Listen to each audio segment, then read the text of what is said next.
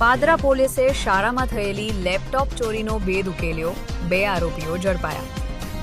પાદરા તાલુકાના પીપળી ગામ સ્થિત પીપળી મિશ્ર પ્રાથમિક શાળાના કોમ્પ્યુટર રૂમમાંથી ચોરી થયેલું સરકારી એસર કંપનીનું લેપટોપ પાદરા પોલીસે ઝડપી કાર્યવાહી કરીને પરત મેળવ્યું છે।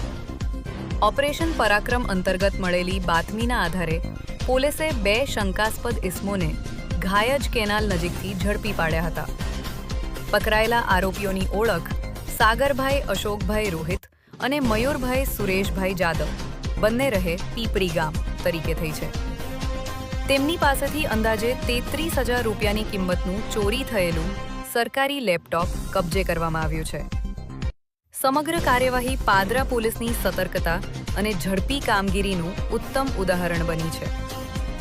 આ હતા અત્યાર સુધીના મહત્વના સમાચાર। તો આવા જ સમાચાર જોવા માટે જોડાયેલા રહો અમારી સાથે। નમસ્કાર।